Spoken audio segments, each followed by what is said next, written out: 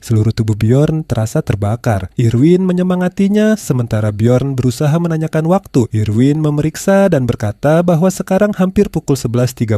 Artinya mereka hanya punya sekitar 40 menit sebelum dungeon menutup akses keluar. Tanpa aba-aba, Bjorn menyuruh Irwin mulai melepas pakaian. Irwin langsung memerah dan salah paham mengira ada alasan bertahan hidup yang aneh. Namun Bjorn dengan datar menjelaskan bahwa yang ia maksud adalah melepas perlengkapan dari mayat-mayat musuh. Mereka pun segera menjarah perlengkapan musuh. Bjorn mengambil gear yang berguna, sementara Irwin mencari crossbow dan barang berharga yang dijatuhkan si rambut merah. Waktu terus berjalan dan setelah selesai mereka langsung berlari menuju pintu keluar. Dengan sisa waktu kurang dari 1 menit mereka berhasil melompat ke portal. Seperti biasa, Bjorn mendarat dengan wajah menghantam tanah. Irwin tertawa melihatnya, sementara Bjorn bertanya-tanya dewa macam apa yang ia buat kesal sampai nasibnya selalu seperti ini. Irwin tersenyum cerah dan berkata bahwa Bjorn sudah berjuang dengan baik. Bjorn mengangguk meski ia masih terguncang karena mereka nyaris terlambat. Irwin lalu mengingat pembicaraan mereka sebelumnya dan bertanya apa yang tadi ingin Bjorn katakan. Bjorn mengangkat jari, tetapi tiba-tiba lupa nama kedai yang ingin ia sebut. Setelah memaksa otaknya bekerja keras, ia akhirnya mengingat nama itu, Blackwell.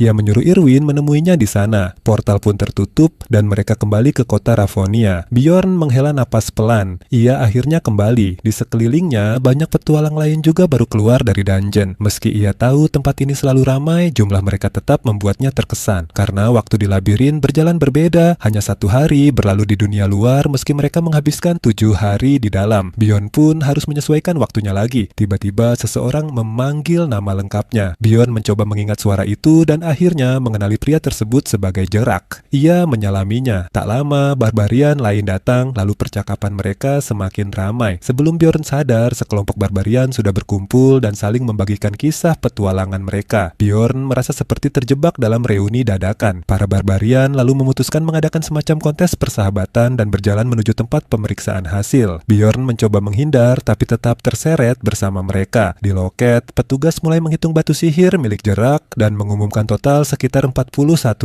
Para barbarian langsung bersorak memuji hasilnya. Namun kemudian Bjorn mengeluarkan 3 kantong miliknya sendiri. Petugas itu terkejut dan bertanya apakah semuanya berisi kristal monster. Ia menghitung dengan cepat lalu mengumumkan jumlahnya, 182.000. Semua orang terdiam tak percaya. Sesaat kemudian mereka meledak dalam sorakan dan menyatakan Bjorn sebagai pemegang rekor baru. Mereka mulai memperhatikan penampilannya yang kini jauh lebih keren, lengkap dengan perlengkapan baru. Bagi mereka, Bjorn terlihat seperti puncak dari seorang pejuang sejati. Para barbarian mulai meneriakkan namanya. Awalnya Bjorn hanya terdiam, tetapi suasana itu akhirnya menular padanya. Ia berteriak bahwa dirinya adalah yang terbaik. Sorakan semakin kacau dan para barbarian mengangkatnya ke udara sementara petugas pos pemeriksaan berusaha keras menenangkan mereka. Setelah beberapa waktu, keributan mulai mereda. Bjorn memutuskan untuk tetap bersama para barbarian untuk sementara karena mungkin masih ada hal-hal penting yang ia lewatkan sebelumnya. Dari kejauhan, ia melihat sosok yang familiar. Itu adalah Irwin yang sedang berbicara bahagia dengan teman-temannya. Bjorn hanya menatapnya lalu menghela napas. Irwin tampak nyaman bersama kelompoknya, sementara dirinya tentu saja dikelilingi para gorila barbarian.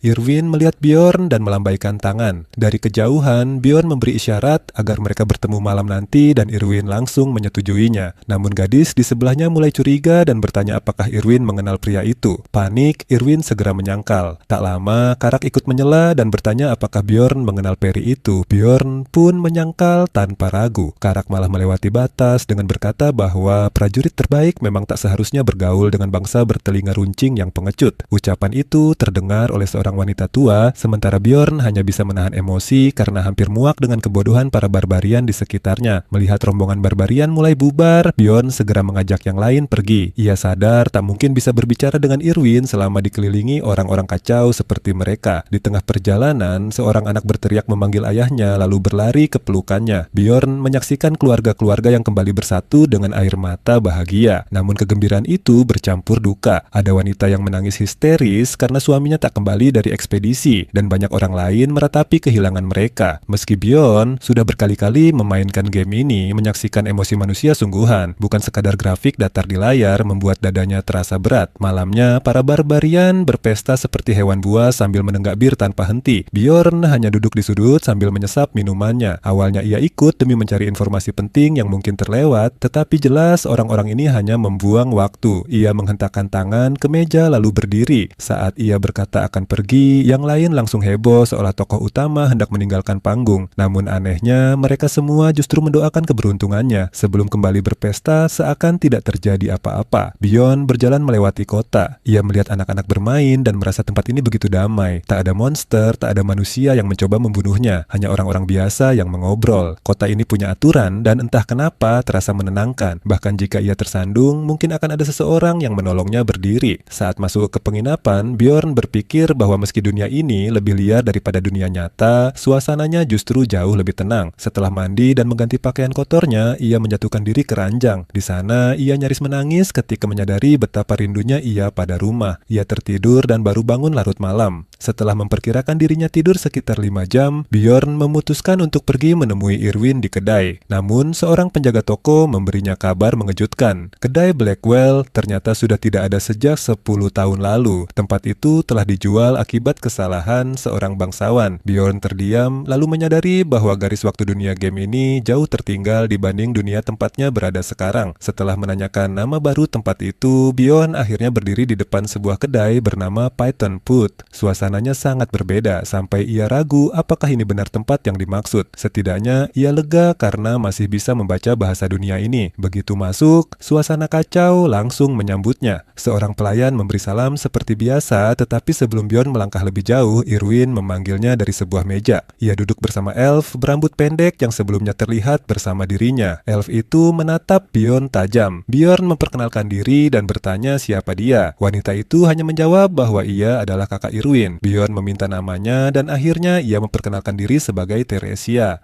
Teresia langsung menggebrak meja. Ia menuntut penjelasan mengapa seorang barbarian seperti Bjorn mengajak gadis muda ke tempat seperti ini. Menurutnya, Bjorn telah menyeret Irwin ke tempat mencurigakan semalam, lalu menghilang dan meninggalkannya sendirian. Bjorn mulai kehilangan kesabaran. Ia bertanya apa maksud Teresia dengan semalam, tetapi wanita itu mengira Bjorn pura-pura bodoh. Bjorn mengabaikannya dan beralih pada Irwin. Saat ditanya sudah berapa lama ia menunggu, Irwin menjawab sekitar 30 jam. Bjorn terkejut, rupanya ia tidur seharian penuh, pantas saja tubuhnya terasa sangat segar. Ia pun meminta maaf karena telah tidur terlalu lama dan permintaan maaf itu membuat Irwin maupun Teresia sama-sama terkejut. Teresia yang sudah tidak sepanas sebelumnya tetap menuntut alasan mengapa Bjorn memanggil Irwin ke sini malam-malam. Bjorn tetap mengabaikannya dan menyuruh Teresia bertanya langsung pada Irwin jika penasaran. Sikap itu membuat Teresia makin kesal dan menyebutnya pemula. Namun Bjorn tidak tinggal diam. Ia memperingatkan Teresia agar menurunkan sikapnya jika berniat terus menjaga Irwin. Hampir meledak marah, Teresia melemparkan sebuah kantong besar ke meja. Di dalamnya ada 3 batu senilai 50.000 stone hasil dari essence yang mereka dapatkan. Bjorn sempat merasa situasinya seperti drama, seolah Teresia sedang menyogoknya agar menjauh dari adiknya. Namun ketika Teresia melihat Bjorn tidak langsung mengambil uang itu, ia mulai curiga ada hal lain yang terjadi. Bjorn justru bertanya pada Irwin apakah ia setuju dengan pengaturan ini. Ia mengingatkan bahwa kesepakatan mereka adalah Irwin membantunya sampai ia mendapat apa yang dibutuhkan. Ia juga menegaskan bahwa hasilnya akan dibagi rata 50-50.